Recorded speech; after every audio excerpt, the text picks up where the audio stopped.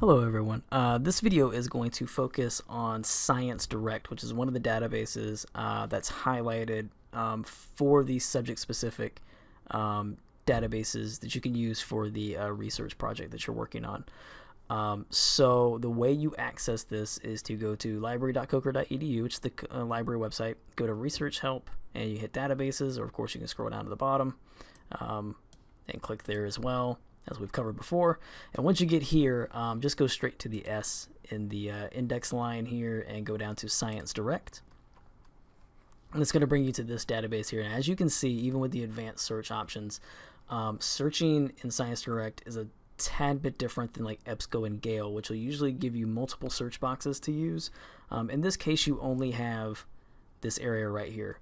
So what you're going to have to do is you're actually going to have to kind of input fields that EBSCO host and Gale automatically do for you, which is going to be the Boolean operators, which are the basically just like the and or not section. So instead of just being able to type in just the terms and automatically having the database search the and for you, in this case you're going to have to put that in there. And what I mean by that is like this right here. You just have to put money and meaning. So in EBSCO and Gale they would automatically insert that and for you. In ScienceDirect, it's not going to do that for you, so you're actually going to have to add that in to your search. And that's really basically all you need to do. So you're just using your terms. If you had like a third term, you would just do it again. You would just put and then whatever your third term was, and then it would search all of those terms together. So that's really all you need to worry with on this search part here. Just go ahead and search, and it'll bring up the most relevant articles for you. That have those search terms in the title, also in the abstract, things like that. It kind of tries to search through all of those. As you see here, you get 89,000 results. You can limit it down to about 59,000 if you just do research articles. That's one of the big drawbacks for ScienceDirect, is you're going to get a ton of articles and a ton of information, and it's not as intuitive in terms of being able to limit that information and make it as efficient and as relevant as possible to your individual needs. So it's one of those deals where you're kind of just having to hope that it gives you the most relevant information and kind of just find those articles. But it's still such a great resource, and it's still such a great database, especially in relation to sciences and social sciences and the way those disciplines interact with other disciplines. So I still highly recommend checking it out.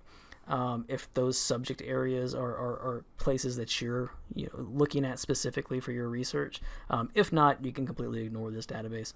But I still wanted to kind of bring it to your attention, at least show you how to search. It's pretty easy to search, but then kind of weeding out the articles that you need or that you may need is a little difficult, a little cumbersome. So just wanted to bring that to your attention. Very similar to EBSCO, the really cool thing about this one is that it will show you, and a lot of these do show you, the journal names underneath the article title. So that way you can at least kind of see where these, at least the subjects that these articles are pulling things from. Like in this one, it's social behavioral sciences, so you're getting some psychology, some sociology, things of that nature. Of course, you're also getting business because you are talking about money. And then also the social nature of money in this one, as you can see, is coming from a Women's Study International Forum. So you're getting different subjects and different things kind of being pulled into that article. But that's a really easy way to kind of tell what these articles are focusing on, at least in subject matter. You can view your abstracts up front here to kind of get an idea of what the article is going to be about. You can download your PDF there. Or with like any of the others, you can go ahead and click the title name. It'll bring you to this indexing page, and it'll give you the option to look at the abstract, look at the keywords, look at references. I always recommend looking at the keywords because a lot of times the keywords are also going to kind of function as subject terms, so you kind of get at least some idea of some of the subjects they're pulling from. Again, as you see social identity, self-esteem, money, and you can kind of take a lot of those different things. You're looking at behaviorism in a way as well, so you're kind of looking at all the different subject areas that these terms would then relate to, which would be again psychology, sociology, business, and so on. So you're kind of getting that idea. So that's another really good way of kind of pinpointing exactly what subjects this article is talking about. And then you have the article, so you can view the article in here. You can download it, again, as I said, with the PDF full text there.